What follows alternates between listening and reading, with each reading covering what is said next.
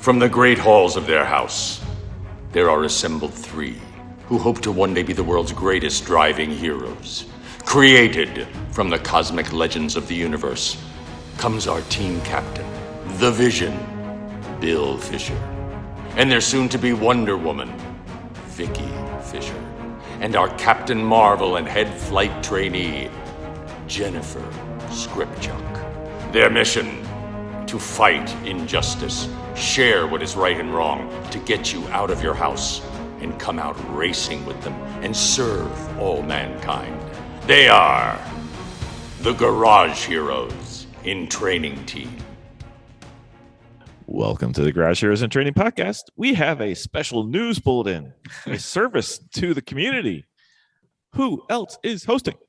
I'm Vicki. That's right. And we have a special guest. We have a special guest reporting live from the scene, sort of, maybe 3 or 4 weeks later, but whatever. It's news to us. We have the man from Lemons who keeps coming back on, obviously making poor choices in life, but that's okay. We like him. Eric Rood. Eric, hey. Welcome back. Hi, Eric. Thanks for having me. We heard you were on a global news event that was reported far and wide across the nation, and then we wanted to make sure that the entire world was apprised with all our vast listenership, and maybe somebody will listen. Anyway, what happened, sir? So we being Lemons in the Detroit Bus Company, and we'll get to that. We protested General Motors at the RenCen, the Renaissance Center in downtown Detroit, to petition General Motors to bring back everybody's favorite defunct brand, Saturn. How did this come about? That is a great question. So this was during the Rust Belt Ramble Lemons Rally, which was from Gary, Indiana to Detroit to Cleveland to Pittsburgh. And we tried to make some kind of special event type stuff part of it. And since I don't know Detroit all that well, despite what Jeff Wakeman will tell you, he thinks I'm from Detroit. That's exactly right. I commissioned Andy Diderossi from the Detroit Bus Company to offer an optional Detroit tour that would kind of cover some part of the Rust Belt in Detroit that I didn't know very much about. Andy is very plugged into Detroit, knows everything that's going on, has been a huge part of helping Detroit kind of try to come back from their bankruptcy and all the other things going on in the Rust Belt. So I basically gave Andy carte blanche to design a bus tour from the Detroit Bus Company, which is a thing they do. They do bus tours. They have all kinds of architecture tours and food tours and history tours. And I said, Andy, whatever you want to do that you think exemplifies Detroit, you do it. I don't know if you guys have met Andy ever, but he's a wonderful guy. He is not what you would call a planner. He just kind of does things. And so in true Andy fashion, about 24 hours before the tour was supposed to show up in Detroit, he finally got around to planning it. And the thing that came to him while he was in the shower was, Saturn. We need to do a Saturn protest in front of General Motors because it'll be completely befuddling to everybody around, and it's kind of perfect for Lemons to do some totally nonsensical thing. So he called all of the news stations and told them he would have 2 busloads of people protesting General Motors, and he was not wrong. There were 2 busloads of people. So when we got to Detroit, to the bus company, he had poster board all ready for people to make with markers, and he basically said, write something about Saturn, and then off we went. And the second stop on the tour was General Motors headquarters, and we all pile out of the buses and start shouting our phrases of protest, and we have the bullhorn to talk to Mary Barra on the top floor about who's obviously not there because it's a Friday at like 7:30 p.m. It was all kind of staged, but the news showed up. We're totally mystified as to why there were a whole bunch of Saturn freaks standing in front of GM. Did some interviews and they ran it on the news that night. So So, okay. I mean, it's breaking news. Yeah, yeah. We're doing it. We actually found out about it when we were doing the crossover event in Pittsburgh, Right. and our friend, Mr. Bish, Mr. Bish was there, and he's like, "Have you guys heard that?" Yeah. What they're doing. So he ended up, I think he was going to go out and work on getting posters and joining up with you guys in Pittsburgh. So did you just limit it to there, or did you just kind of go on tour? No, it was entirely staged. The whole thing was maybe 25 minutes. And like the police were showing up as we were all hurriedly rushing onto the bus. So, the sum total of time was about 25 minutes in front of GM, which is just enough time for the news reporter to show. They get a bunch of footage and interviews that they really didn't have time to sit and understand because they had a deadline in like an hour and a half. So they threw it on. And then later on that night, Andy's mom just texted him with one word, which was Saturn ? Well, I mean, somebody's got to watch the news. Yeah. So who knew? I don't know. It was great. It ran on Fox Detroit, which I think is Fox 2 Detroit, Mm-hmm. but it has since been taken off their website once they realized they had been duped. But we have copies of it. So We do. We do. And there will be a link to the copy of it for this episode, just to make sure. Yeah. So, And of course, it got picked up by Jalopnik and all the other kinds of people after that. So is this the highlight of your Lemons rally to date? to date, yeah, I would say that is the biggest splash we've had, and we had a roadkill episode. So I mean, we've had a couple of big name drops, so to speak, on the rallies, but it was a great rally, by the way. Just really good, laid back. Lots of people showed up, and I don't know, the Rust Belt's great. So what else happened along the rally? Sure. Any other so events? we did the Concours de Lemons was part of it in Detroit at the Inn at St. John's, which is actually on the same grounds where they do the Concours de Elegance America. Oh, wow. So as we're leaving in all of our crap cans from the Concours de Lemons, which is a car show, by the way, for crappy cars, like people are unloading their 1936 Talbot coupes and all this stuff, these millions upon dollars of cars being pulled out of their trailers right in front of the Inn at St. John's as we're leaving in fire trucks and 68 Pontiac Tempests and kit cars and whatever. It's kind of a great scene. I know they're moving the concours, both concours, to downtown Detroit next year, which is going to be super, super awesome. So seeing as this Lemons rally is now morphed into a cause for social justice and improving welfare, could we perhaps have this as a rally staple going forward, that we need to address some social causes in a group manner, perhaps? Just a thought. I think it's entirely possible, but I think in that instance, in keeping with this Saturn thing, it has to be completely nonsensical and not make sense to anybody who's around. Kind of a Dadaist kind of thing. Oh, no worries. I mean, bringing back Saturn, I can think of no better cause to start with to help raise the overall performance of the American vehicle. Well, look, Saturn offered a lot of great things. They offered fuel economy. They had a modern engine, which General Motors kind of lacked a good one at the time.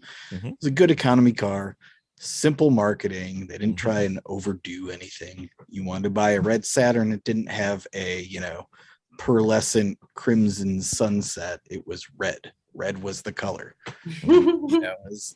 Is truth in advertising as much as General Motors has ever done, I guess. No negotiating in the dealerships. You just walk in and you buy it off the shelf.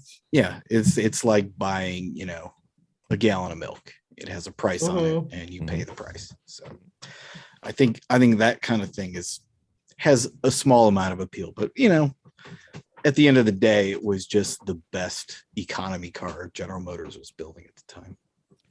Well, given the extensive planning, forethought, and the time that went into this, did you get any feedback from a certain individual, perhaps south of Georgia, who was particularly upset at not being included in this noble endeavor? Oh yeah, no, I definitely got just the single tear emoji at his not being included. So had he known it was going to happen, and had I known, I would have tipped him off that perhaps he should be on this one. But considering I didn't know about it until about 90 minutes before I got to Detroit, I had no ability to do that. I'm sure Donnie would have came up with a way to get there in 90 minutes had he known. Yeah, valid. He seems like he's an all-in kind of guy. I would agree with that statement. We did end up meeting up with Randy. He met us on Grandview Drive in Pittsburgh, which is I don't know how much time you spent in Pittsburgh proper, but it's the top of the inclines that looks down over the Three Rivers. You can see all the downtown and the stadiums, and it's just a really cool panorama. So that's where the rally ended up. It was kind of haphazard, like just meet at this park, and we went from there. But at the end of the day, we ended up with a really cool place to finish the rally. So, So how many people were participating in the rally this time around? we had, including myself, and there was another one that was kind of nebulous, but we had 56 cars entered, which is the biggest one we've had in 4 years. So Wow. Yeah, we've kind of moved the format to like a 3-day long weekend kind of thing that I think works better for not needing to take a week of PTO or whatever, sick days. It's easily digestible if you're in the region. It's easy. And we tend to end. This one was a little different, but we try to end not too far from where we start so that it's a sensible amount of commuting. But this one, I don't know, it just seems to work as an arc. And then we still only ended 6 hours away from. So just because I've never been on the Lemons Rally, and I've seen the clips of the Lemons Rally on social media and everything, but what normally takes place during them? So besides the Saturn Saturn things, yeah. So we don't have a dollar limit. It's not like Lemons, the racing, where it's a $500 car. Basically, we have this kind of rubric, which is on the Lemons Rally website, which is lemonsrally.com, by the way, or 24 hours of lemons.com/rally. They take you the same place. But you show up at the start of the rally with your car, and we have this kind of, the car was built in the 60s, it's worth this many points. If it was built in Russia, it's worth this many points, and various other factors that we kind of figure in. Kit cars are worth a bunch of points too. Which is Especially fire trucks are worth a lot of points. Fun fact, I found out that the 1981 fire truck that ran the rally was basically the exact same thing that was built for fire trucks for 30 years. They used the same chassis, everything but the engine, and was all basically identical. So Nissan builds fire trucks? Is that what we're saying? That's no. Man, don't get me started on Nissan. This is a Saturn episode. Oh, I'm sorry. You mentioned 30-year car runs. I thought of Nissan. So. You end up getting a point value to start, and then as you're finishing up, you have to have a car that is registered and insured in your state of origin. That is the sum total of tech inspection that we do. We don't care if your state deems it safe. It is safe enough for us. And you need a valid driver's license. And then once you've done all that stuff, we give you a book that has basically clues on a large scavenger hunt over several hundred miles. And oh, wow. And you post on Instagram because it's the easiest way for us to find you with your checkpoints, with a series of hashtags under an account that you're using. And from there, we kind of just figure out your point total. And, some people care about winning. Most people just care about enjoying the rally as a thing, which is exactly how Lemons is supposed to be. But it's basically a long distance scavenger hunt.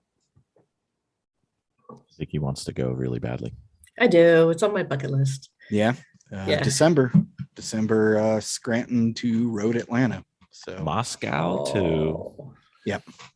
Yeah. Moscow. Yeah.